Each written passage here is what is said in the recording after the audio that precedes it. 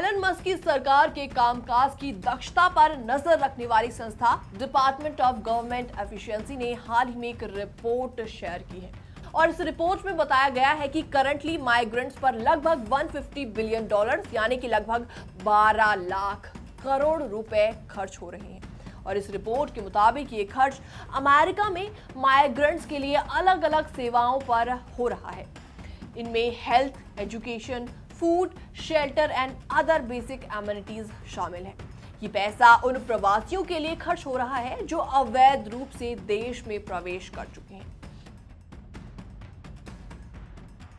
Elon Musk ने इस मुद्दे को लेकर सरकार की योजना और नीतियों पर भी सवाल उठाए हैं। उन्होंने कहा कि ये अमाउंट देश की अदर इंपॉर्टेंट नीड्स जैसे कि infrastructure, education, reform and health services पर भी बेहतर बनाने के लिए उपयोग किया जा सकता था। एलन मस्क ने इस खर्च को नॉन एफिशिएंट करार दिया है और ऐसे में एलन मस्क का मानना है कि सरकार को प्रवासियों के मुद्दों को हल करने के लिए नई और प्रभावी योजनाएं बनानी चाहिए। उन्होंने कहा कि हमारे पास सीमित संसाधन हैं और हमें इन्हें सही दिशा में उपयोग करने की जरूरत है। प्रवासियों पर इतना बड़ा खर्च एक गंभीर मुद्दा है जिसे हल किया जाना चाहिए। और इस रिपोर्ट के बाद जनता और राजनीतिक दलों में लगातार बहस छिड़ गई है। समर्थन करने वालों का कहना है कि प्रवासी भी मानव हैं और उन्हें बुनियादी सुविधाएं देना एक नैतिक जिम्मेदारी है। विरोध करने वालों का मानना है कि देश को अपनी प्राथमिकताओं का ध्यान रखना चाहिए और उसी हिसाब से खर्च करना चाहिए। सरकार ने इस रिपोर्ट पर तुरंत कोई टिप्पणी नहीं दी है। हालांकि कई अधिकारियों ने कहा है कि प्रवासियों पर होने वाला खर्च एक अनिवार्य जिम्मेदारी है क्योंकि इससे उनके जीवन स्तर में सुधार हो सकता है।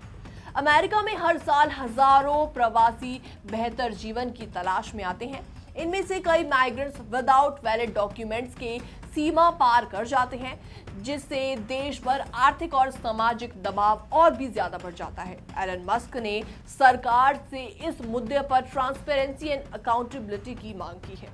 उन्होंने सुझाव दिया है कि प्रवासियों के मुद्दे को हल करने के लिए तकनीक का उपयोग किया जा सकता है जिससे खर्च को कम किया जा सके और प्रक्रियाओं को अधिक प्रभावी बनाया जा सके। एलन मस्क द्वारा उजागर की गई ये रिपोर्ट अमेरिका की मौजूदा नीतियों और उनके प्रभावों पर एक नई बहस छेड़ रही है।